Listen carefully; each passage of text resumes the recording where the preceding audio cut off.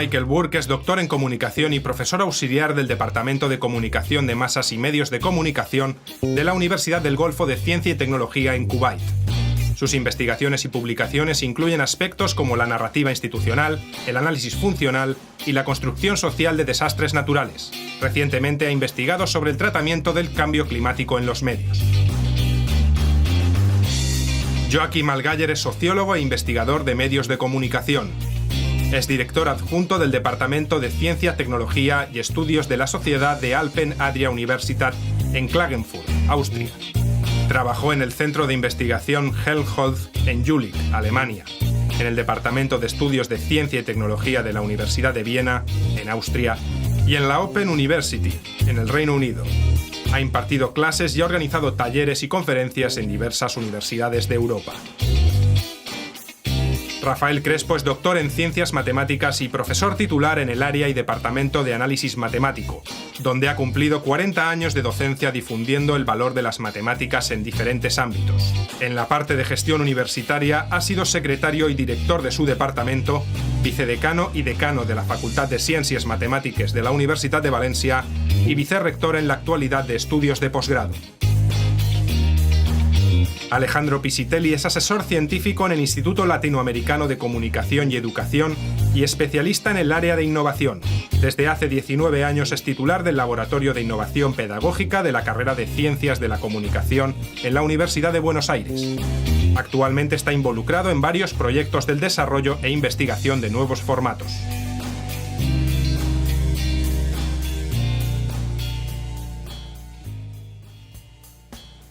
Bien, pues una vez conocidas las biografías de nuestros invitados, quiero recordarles que a través de Twitter pueden hacer preguntas a cada uno de los invitados o en general a esta sesión en la que vamos a hablar sobre si se puede informar de la ciencia y entretener al mismo tiempo. A continuación, cada uno de nuestros invitados va a hacer una propuesta sobre cuáles son sus puntos de vista o los puntos de vista que tienen en torno a si es posible esto de lo que hemos comentado anteriormente, de si se puede informar de ciencia y entretener las dos cosas al mismo tiempo. Tiene la palabra Michael Burke. Creo que es una pregunta muy interesante y no creo que haya ninguna respuesta que valga para todo. En los últimos 2 años, en la Universidad del Golfo de Ciencia y Tecnología, donde trabajo en Kuwait, pues he visto un contexto cultural muy distinto, lingüístico y cultural, como digo. Los estudios que hacemos con colegas de Nueva Zelanda, España, y hemos hecho un análisis de recepción internacional en un estudio experimental y hemos visto el tipo de respuesta obtenida a 2 vídeos visualizados y el metraje era exactamente el mismo, pero el guión y la voz, el doblaje era distinto. Uno era más formal y el otro era más entretenido. Ambos tenían la misma información sobre el cambio climático. Y les preguntamos si les había gustado el vídeo, si sentían que los temas eran más serios después de verlo. Y para resumir, pues lo que vimos es que en Nueva Zelanda y en los países anglófonos y los participantes españoles pues vieron que después de visualizar la narrativa, el enfoque más formal, pues iban a tratar el tema del cambio climático con darle más importancia, mientras que en el contexto árabe teníamos un enfoque de información y entretenimiento. Y aquí hay un efecto mitigador. Y es que había 2 guiones en 2 idiomas distintos. Y esto supone un tema completamente distinto. Hablamos de idioma y de cultura. Esta relación embridada entre ambos y el mensaje y la recepción del mismo. En el caso de la respuesta kuwaití, observamos que el enfoque de infotainment, en comparación, se articulaba en un dialecto en lugar del estándar árabe y les ayudó a ver el tema de forma más seria. Es un tema complejo, pero es un caso de estudio excelente y con una situación muy pequeña de cambio, de diferencias culturales y lingüísticas, pues, vemos un enorme impacto. Y esto, al final, pues, de lo que se trata es de que la ciencia se comunica de la mejor forma posible siempre que se pueda involucrar a los receptores de la información. Tenemos que llegar al siguiente punto de involucración. Puede ser un buen punto para la información y el entretenimiento. Y analizamos estos temas y nos fijamos en cómo se involucra la audiencia. Y en realidad hay poco mérito en ello. Vamos a seguir haciendo estas propuestas. Cada uno de los participantes, de los invitados, que haga su exposición y luego, si quieren ir respondiendo a lo que van diciendo los demás, o bien ya iniciamos un debate con otras cuestiones en torno a este tema. Por favor, tiene la palabra Joaquín Argaya. Joaquín. En primer lugar, muchas gracias por la invitación cursada. Como sociólogo y divulgador científico, he observado con un par de colegas que en nuestro campo nos hemos centrado en la calidad de los medios periodísticos y en el tema del entretenimiento y cómo se omiten ciertos aspectos en la divulgación de la ciencia. Nosotros organizamos una serie de eventos y conferencias, talleres, donde tratamos de poner en común los estudios realizados y evaluar ejemplos positivos y negativos. Así que creo que es importante mencionar que esto se encuentra en mantillas todavía y todavía hay mucha tela que cortar. Me ha interesado especialmente el tema de las plataformas de contenidos compartidos online que permiten que sucedan cosas, como que ahora un científico puede distribuir directamente sus propios vídeos y todo tipo de elementos. Cuando hablamos del valor de la comunicación científica en YouTube, pues vemos que es un ejemplo impresionante de, por ejemplo, Gary Muller o otros difusores importantes, de cómo pueden llegar a una audiencia de 12 millones de suscriptores, que es un número impresionante. Y estas personas consiguen entretener a su audiencia y, aún así, transmitir información científica rigurosa. Esto es la parte positiva de las redes sociales y de las plataformas de contenidos compartidos. Luego está también el tema del control de la calidad, en la información sobre el cambio climático que se encuentra en YouTube. Y la mitad de los vídeos son negacionistas o incluso abogan por conspiraciones y todo tipo de argumentos similares. Así que creo que es un arma de doble filo. Y estoy en pleno acuerdo con mi compañero. Tenemos que involucrarnos en esto. Y quizá más tarde en el debate puedo aportar ejemplos concretos. Hay muchas propuestas colaborativas entre científicos, entre cómicos, y creo que funciona a las mil maravillas.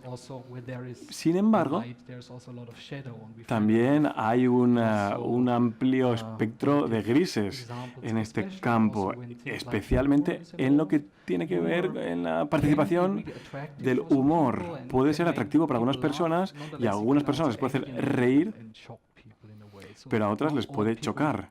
No todos perciben el humor y su interconexión con la ciencia de la misma forma. Pero, sin embargo, creo que el humor es muy importante en este contexto. Yo creo que algo que sí que es interesante en el debate que estamos manteniendo ahora es que nuestros 4 invitados vienen de 4 lugares distintos y, por tanto, creo que las aproximaciones a cada uno de los países en los que se encuentran investigando puede enriquecer bastante el debate. En cuanto también lo que hemos dicho en otras sesiones sobre los públicos, sobre la audiencia, sobre la percepción, sobre el producto que se hace, puede enriquecer porque son 4 realidades distintas que creo que pueden enriquecer el debate. Bien, por favor, tiene la palabra Rafael Crespo. Muchas gracias, Carolina, y gracias por invitarme. Yo, ante la pregunta de si se debe, digamos, divulgar con entretenimiento, yo creo que había que decir se debe hacer. Yo creo que la responsabilidad social del científico es muy importante y esa responsabilidad social nos tiene que llevar tanto a los científicos como a los profesores, como a los divulgadores de todo tipo, periodistas incluidos. Creo que nos debe llevar a transmitir esa ciencia en una sociedad cada vez más tecnologizada. Yo, de todas maneras, mi perspectiva es desde el punto de vista de un profesor de matemáticas y humilde divulgador en algún momento, y como tal, con una materia en la que ha llegado hace poco a la divulgación científica. Yo hoy creo que puedes entrar en cualquier librería, ver cualquier grupo de blogs y te encuentras inmediatamente algo sobre divulgación en matemáticas. Pero es muy concreto y además son cosas muy repetitivas. Yo, sobre la divulgación en general, creo que hay que fomentar, como digo, en esta sociedad tan tecnologizada, creo que hay que fomentar el gozo por saber, el gozo por aprender. Yo hago mía una frase de Jorge Wagensberg, un físico y museólogo catalán, que dice que el gozo intelectual es uno de los logros de la selección natural, que un poco nos lleva a la selección cultural y con ella a la creatividad científica, a la creatividad humana. Y ahí tenemos una serie de retos que nos debemos plantear. Lo primero, no puede haber una sociedad en donde se divulgue si no hay educación al respecto. Y tenemos de empezar por la parte de los niños. Nuestros maestros, en general, hablo del caso español, pero yo creo que en general no son personas formadas en la ciencia y, por lo tanto, mal transmiten el placer por la ciencia. Y los niños no captan ese placer. Eso es un primer reto que tenemos que resolvernos. Luego, en nuestras secundarias y bachillerato, las letras y las ciencias están separadas, no se trabaja por proyectos, se trabaja por compartimentos estancos y los muchachos y muchachas no detectan, digamos, dónde está la interrelación entre la ciencia y la vida. La pregunta clásica es ¿y esto para qué me servirá? Y la respuesta que nunca se debe dar es ya lo aprenderás, no te preocupes, tú sigue en ello. Pero a partir de ahí, luego nos encontramos con la sociedad, y en la sociedad, que es nuestro tercer reto, tenemos que establecer cómo hacer comunicar a la gente en esta sociedad, cómo hacer comunicar los progresos de la ciencia que le están atacando actualmente. El anumerismo, por ejemplo, que existe en la sociedad, hace que la gente sea menos libre, porque si la gente tiene, en general, poco conocimiento de lo que suponen, por ejemplo, las matemáticas en general, pues entonces tiene poco conocimiento para poder reaccionar ante ello. Si se nos dice que en un DVD hay muchos ceros y unos, bueno, pues todo el mundo al final acaba diciendo que hay muchos ceros y unos, pero ¿por qué hay ceros y unos? ¿Y qué son esos ceros y unos? Claro, la ciencia es complicada, la ciencia es difícil. Yo recuerdo que von Neumann, un matemático, decía que el que piensa que las matemáticas son difíciles es porque aún no se ha dado cuenta de lo difícil que es la vida. Entonces, creo que es también muy importante que seamos capaces de entretener, pero explicando las cosas con un cierto rigor. Y ahí es donde está nuestro reto. Es decir, ¿cómo conseguimos eso? Y que me perdonen la expresión, sin ponernos una nariz roja. Es decir, yo creo que se puede hacer de una manera, o incluso poniéndonos la nariz roja, haciendo entender que lo que estamos haciendo entretiene. Entretiene porque provoca un gozo, el gozo de saber y el gozo de comprender las cosas. Muchas gracias. Alejandro Pisitelli. Sí, muchísimas gracias, como siempre, a TV Morfosis por la invitación. Y la verdad que de los muchos paneles en los que estuve hasta ahora, este es uno de los que más me interesa, ¿no? Porque creo que todos estos dualismos, informar, entretener, ciencias blandas, ciencias duras, lenguajes y representaciones son fantásticos. Para retomar lo que dijo Michael sobre su experimento, ¿no? Los límites del lenguaje son los límites de nuestro mundo, son los límites de nuestro conocimiento. Y tomando lo de Rafael, yo quiero hacerme dos preguntas. La primera es, ¿a quién se le ocurre que la ciencia puede ser aburrida? ¿A quién se le ocurre? No hay nada más fascinante que hacer ciencia, no hay nada más fascinante que descubrir, no hay nada más fascinante que inventar, ¿no? Entonces, si la ciencia en algún momento se ve como aburrida, es porque es pésimamente transmitida. Y es pésimamente transmitida porque la pedagogía de la ciencia es un desastre. Acá, en España, en Kuwait, en la China y donde sea, ¿no? Y eso se debe a que los maestros no saben ciencia. Y eso se debe fundamentalmente a que los pedagogos no hacen ciencia. Una cosa muy diferente, una cosa es hacer ciencia y otra cosa es contar ciencia. Entonces se cuenta mal la ciencia y no se cuenta cómo se hace ciencia. Y en el panel anterior, Guillermo Orozco tomó esta cuestión, ¿no? Haciendo referencia a un programa que había sido pasado sobre las sirenas y los dragones en Animal Channel, en Animal Planet, en Discovery Channel, ¿no? Que por otra parte fue un programa, un documental, ¿no? Un documental que fue el más visto en la historia de estos canales.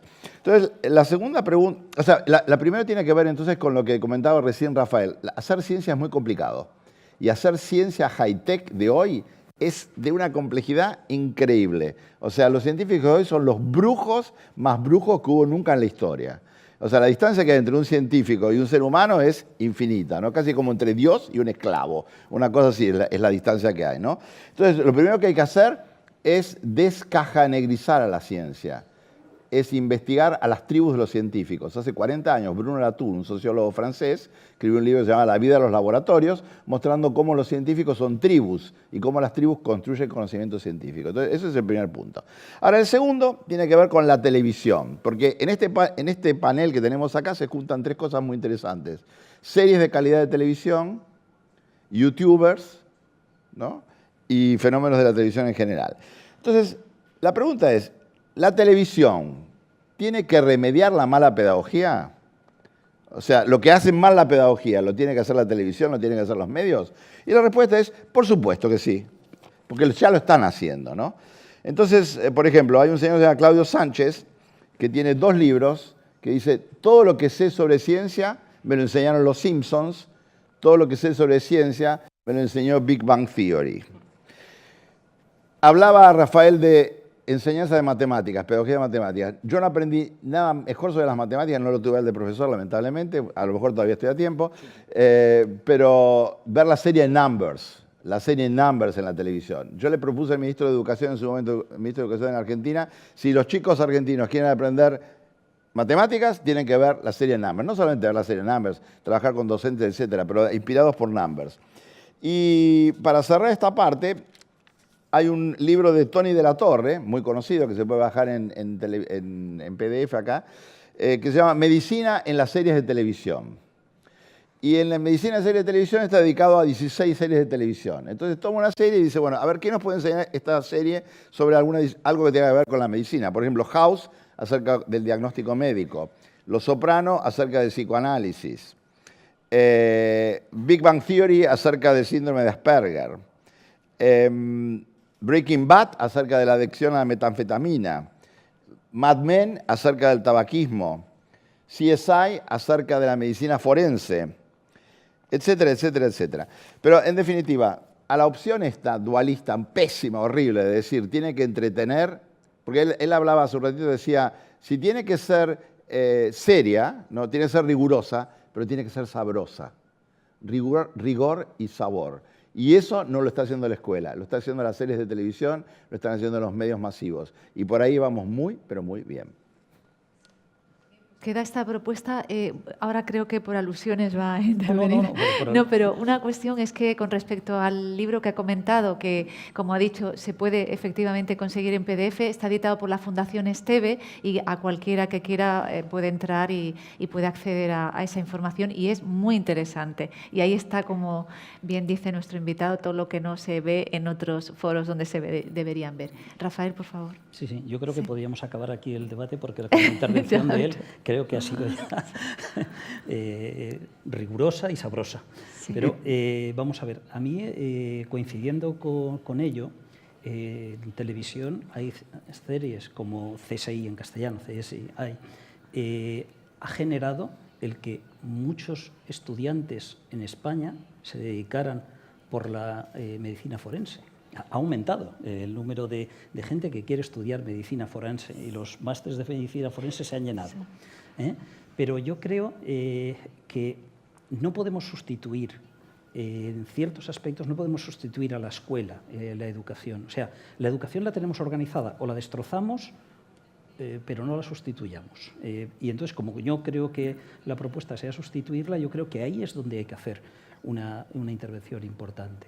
Por ejemplo, lo de los maestros que has citado y que yo también había dicho. Es muy importante que las personas que llegan a estudiar magisterio no lo hagan solo desde carreras de letras o de artes y tal, sino que tengan asignaturas de ciencias, pensaba matemáticas ahora, que les permitan conocer eso y que les permitan saborearlas para poder dárselas a los niños y a las niñas y que lo puedan saborear.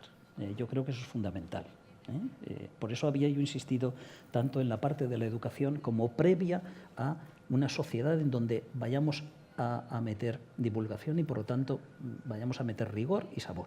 En eso estoy absolutamente de acuerdo y te lo voy a comprar, si me permites. Sí, yo, bueno, conectando con lo que se ha hablado de los distintos casos de estudio, sí que estoy interesada, claro, cuando se habla de la pasión por la ciencia, divulgar la ciencia a través de estos medios, el incremento que propicia muchas series de televisión en muchos estudiantes, de alguna manera estamos conectando con las vocaciones científicas. Es decir, que podríamos decir que las vocaciones científicas incrementan más por la televisión que por el canal lógico pedagógico. Yes. Yeah, I would absolutely agree. Sí, desde luego, estoy totalmente de acuerdo y creo que nos hace centrarnos en que esta distinción binaria entre la información rigurosa y entretenida no debería estar. Porque, por ejemplo, Neil Postman escribió un libro sobre música que bueno, hablaba en contra de la televisión como medio de divulgación, pero es difícil leer ese libro y no estar de acuerdo con él, pero luego hay que tener en cuenta que esta persona hablaba de que también hay que ver que la trivialidad que maneja la televisión constantemente en tantos temas, pero creo que todas las generaciones que está viendo los últimos instrumentos tecnológicos, cualquiera que sea el tema de las series de hoy, van a ser críticos si se refieren a medios de comunicación antiguos. Y hay gente que estaría en desacuerdo conmigo, pero yo creo que es verdad. Y creo que se reduce a plantearse cuál es el propósito del mensaje. Y si el propósito es simplemente el entretenimiento por el entretenimiento en sí, no nos sirve. Pero incluso en esa situación, porque no creo que Big Bang Theory inspire a mucha gente a estudiar ciencia, pero incluso en esa situación donde tienes un programa que principalmente se dedica al entretenimiento y de repente la ciencia es algo guay, algo que está muy bien, entonces esto tiene un efecto estimulante sobre una generación completa, sobre grupos completos de la sociedad. No estamos hablando solo de los jóvenes, por ejemplo, sino sobre grupos sociales que antes estaban marginalizados. Así que creo que en este caso el entretenimiento, por ejemplo, tiene un papel importante en cuanto a la ciencia también. Joaquín.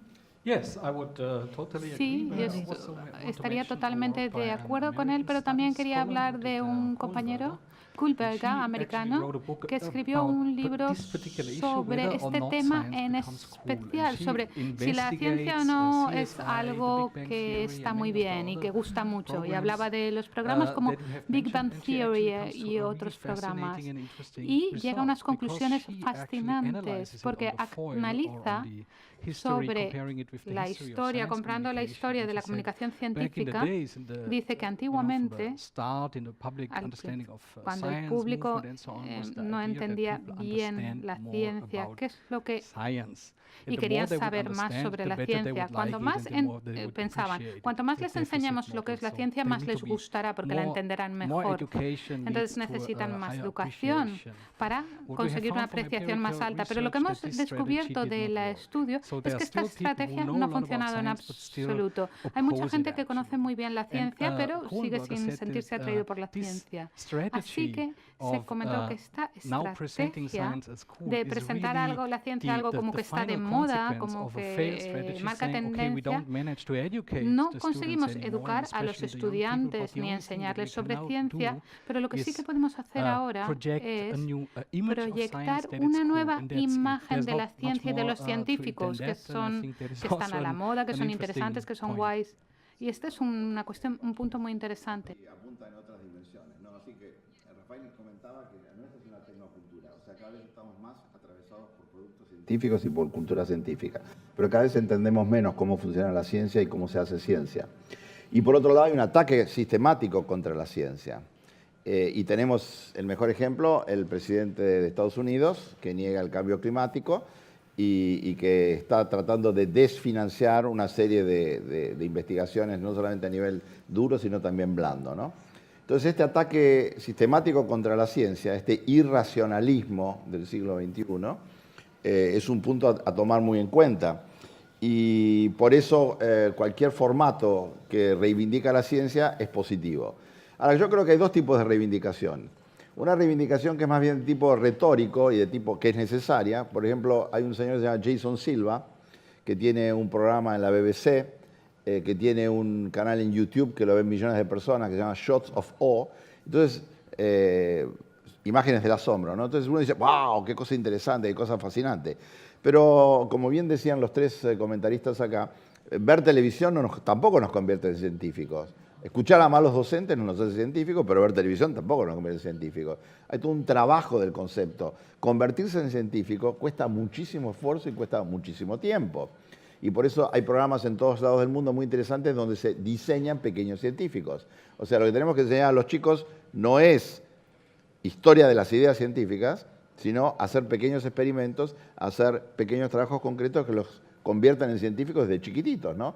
Por ejemplo, hay una idea de un investigador que dice que una forma de reinventar la educación sería que desde que entramos en primaria, todos los años le dedicamos 1 hora por semana o 2 horas por semana a que cada chico investigue un tema y que lo siga durante 12 años, ¿no? Se llama aprendizaje en profundidad. Entonces, cuando el chico termina a los 17 años un tema que tenga que ver con matemáticas, biología, física, va a saber más de eso que lo que va a tener un egresado universitario a los 22 o 24 años. Ese es un camino posible. Ahora, otro camino posible que también lo mencionó Rafael y que es clave, absolutamente clave, es la integración de la ciencia con el arte. Como decía esta mañana el divulgador científico, ¿no? Pepe Gordon. O sea, mientras nosotros sigamos con este dualismo, ciencia por un lado, arte por el otro, divulgación por un lado, rigar por el otro, este dualismo cartesiano que nos parte por la mitad, eso es, en gran medida es lo que está a la base de toda esta confusión. Si nosotros pensamos que hay que integrar la ciencia con las artes, que tenemos que integrar lo analítico con lo sintético, y aparece un fenómeno nuevo que también es conducente a esta integración de la ciencia en el aprendizaje, que es la cultura maker. Toda esta cultura maker de los últimos 10 años, ¿no? Que tiene que ver con empezar a trabajar efectivamente en las clases integrando todos estos elementos, es algo muy positivo y en dirección de lo que también decía Rafael hace rato, que es todo el trabajo visionario, pionero y absolutamente maravilloso que viene haciendo Jorge Wagensberg acá en España, ¿no? Sí, querías añadir. Sí, pero además yo creo, independientemente de que se está hablando mucho de la televisión, y yo creo que la televisión como la hemos conocido hasta ahora ha desaparecido. O sea, la televisión ahora va a ser otra cosa, va a ser una televisión más a la carta, vamos a ver las cosas cuando queremos, como queremos, de la forma que queremos. Y entonces no sé si la televisión va a ser un prescriptor de las vocaciones científicas o de los intereses de las personas, no lo sé. Pero lo que sí que sé es que cuando hay algo que llama la atención, que el boca a oreja lo lleva hacia adelante en la sociedad, entonces se producen reacciones. Por ejemplo, cuando uno mira la serie de Los Simpson, que ha tenido un éxito fabuloso, porque además dentro de Los Simpson hay arte, hay cultura, hay matemáticas. Hay un blog que se llama Los Simpson y las matemáticas, y hay un libro sobre las matemáticas de Los Simpson. Y es curioso porque, claro, los guionistas de Los Simpson son fundamentalmente físicos, matemáticos e ingenieros. Y eso se nota. Entonces, cuando hay algo, inmediatamente se generan cosas, digamos, como spin-off de otros caracteres, ¿no? Y yo creo que eso es importante. Pero por otro lado, también a mí creo que me interesa que ante esa avalancha de información necesitamos quienes discriminen parte de esa información. A mí me pasó con el arte. O sea, yo llegué tarde al arte por mi formación personal, pero a mí me vino muy bien escuchar a críticos de arte. ¿Por qué? Porque el crítico de arte me permitía ver cosas que yo no era capaz de ver en una obra de arte. Si se me deja un Picasso delante, yo pues lo veré y analizaré y diré, bueno, me gusta, no me gusta esto, pero si veo el Picasso y me dicen, es que a principios del siglo XX se produjo una revolución con el sistema de referencia. El sistema de referencia ya no valía el único, sino que había que ver las cosas desde diversos puntos de vista. Y eso es lo que se plantean los cubistas en un cierto momento. Y ven, y estoy aplicando las matemáticas, desde diversos orígenes, desde diversos sistemas de referencia, una misma situación, y eso es un cuadro de Picasso, a mí me abre muchas posibilidades. Entonces, podemos hacer eso en la ciencia, podemos hacer eso, y ahí es donde creo que los divulgadores pueden hacer mucho papel. Periodistas, científicos y tal, e incluso equipos de divulgadores. Sí. Creo que sobre la cuestión de incluir a los periodistas y los científicos se enfrentan a lo mismo ahora mismo, y es una crisis. Y creo que algunas de las cosas de las que se ha hablado en las publicaciones, en los medios y en las publicaciones científicas, sobre las noticias. Y tiene tres criterios que mide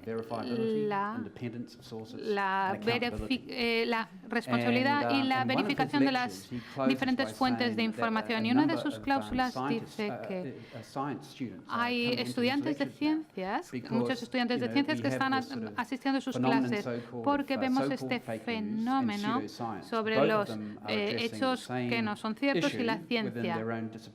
Entonces se están delimitando los límites de las distintas disciplinas científicas. Los científicos se enfrentan a este problema y tienen que aprender mucho.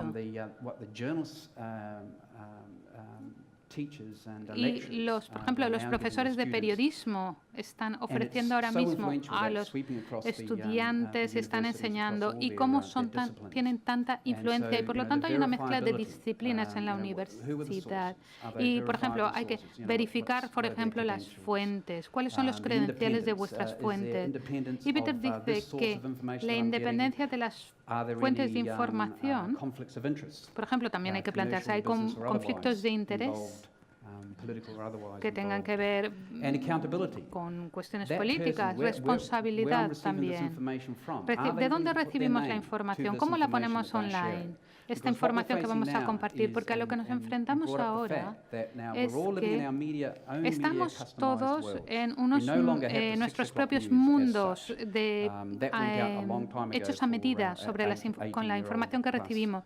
Por lo tanto, por ejemplo, tenemos una nueva generación de los 18 a 25 años que tiene sus teléfonos inteligentes, y ellos escuchan las noticias que quieren escuchar, las que están hechas para ello.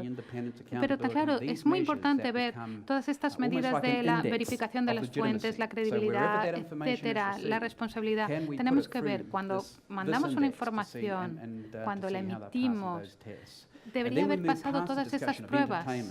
Y entonces luego, en cuanto a la cuestión de si entretenimiento o no, ¿es legítimo, por ejemplo, la difusión del conocimiento de esta manera o no lo es? Y bueno, el debate está tan interesante que podríamos seguir por lo que ha dicho antes también Alejandro. Curiosamente es como un panel que nos interesa mucho si podemos diferenciar entre esa dualidad cartesiana del entretenimiento con la ciencia y la información. Pero tengo que pasar a nuestros tuiteros, a nuestros seguidores a través de Twitter con las preguntas que nos han realizado. Una de ellas tiene que ver con si existe un peligro de banalización del contenido si priorizamos el entretenimiento. Es decir, si banalizamos el contenido al priorizar entretenimiento. Es de Jorager. Eso de banalizar, ¿viste? También banalizás. Banalizar se dice de muchos modos, ¿no? Y entonces yo creo que esto es una pregunta que tiene que ver básicamente con... Es una pregunta muy defensiva. Porque acá lo que estamos discutiendo es, por ejemplo, lo decía recién Michael, la analogía entre fake news y pseudociencia, ¿no? Entonces, el problema no es si contamos fácil lo difícil, sino si mentimos, si no verificamos, si inventamos agendas falsas, si estamos siendo operados por sujetos políticos. Entonces yo no vería una preocupación en la banalización, vería una preocupación en si no verificamos, si no legitimamos y si no sabemos qué estamos haciendo y para quién estamos trabajando. Si no aplicamos rigor. Rigor, sabor. Sí, pero tenemos otra pregunta. ¿Cómo educamos al público al punto de que pueda diferenciar entre la pseudociencia y la ciencia? ¿Cómo se educa al público para diferenciar entre la ciencia y la pseudociencia?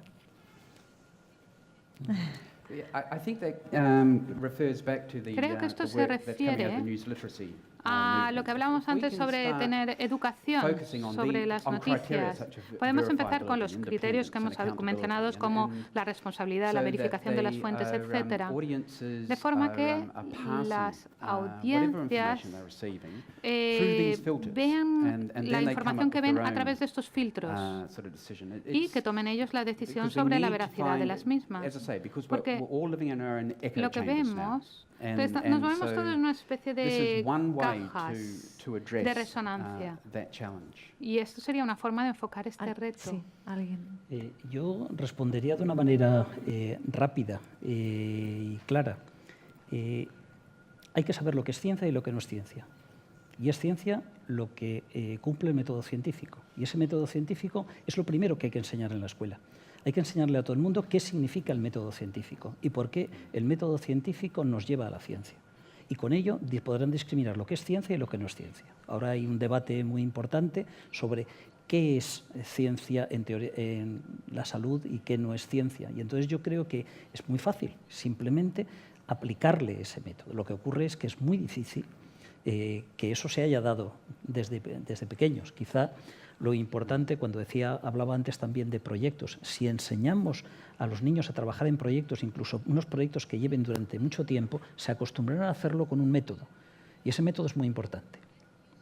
Sí, lo que hay es una ampliación de la idea de alfabetización. Tradicionalmente la alfabetización era aprender a escribir, aprender a leer. Ahora estamos hablando de aprender a leer imágenes, aprender a leer contenidos complejos y sobre todo a aprender a hacer ciencia. No a enseñar ciencia, a hacer ciencia. Y en ese sentido podemos hablar de polialfabetismos. Y él está hablando, Michael, antes de alfabetización mediática. Está hablando de alfabetización científica, tiene que ser una parte constitutiva del currículum. Lo que pasa es que lo que comentó Rafael antes es cierto. O sea, tenemos que desarmar todo. O sea, la escuela hay que desarmarla de arriba para abajo. Y hay que cuestionar todo, hay que cuestionar por qué dura 12 años la escuela, hay que cuestionar por qué dura una clase 40 minutos, hay que cuestionar por qué tengo matemáticas de 40 minutos y después tengo 40... Es un desastre todo eso. Y curiosamente, todos estos métodos supletorios, la televisión, los periodistas, los cuestionadores profesionales, a lo que están llevando es a tener que hacer en otro lado lo que habría que hacer en la escuela. Ese es el problema. Estamos supliendo lo que la escuela hace mal a través de los medios, a través de los críticos, a través de los periodistas. Si todas estas cosas las institucionalizamos en un metacurrículum, en un currículum a la altura de Internet, a la altura del on-demand, a la altura de las especificidades de los aprendizajes de los alumnos, vamos a tener un mundo mucho mejor, mucho más seguro, porque este mundo que tenemos está en picada libre para abajo, y si no hacemos así, estamos fritos. Bueno, tenemos una pregunta específicamente para Joaquín, que es de Carchofa Mutant, es él o la tuitera, y dice que si los últimos cambios en los algoritmos han afectado a la comunicación científica en YouTube.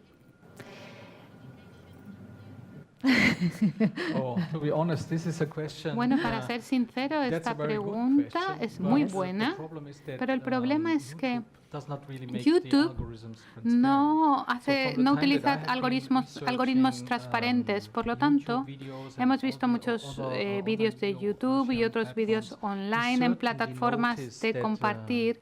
Y nos damos cuenta de que los algoritmos cambian, las recomendaciones cambian, todo cambia, se cambian los valores numéricos y se cambia la información que está disponible, la que no se ha cambiado. Creo que YouTube y todas las redes sociales cambian sus algoritmos constantemente y supongo que tienen un impacto muy grande en los hallazgos de las personas que buscan para las búsquedas.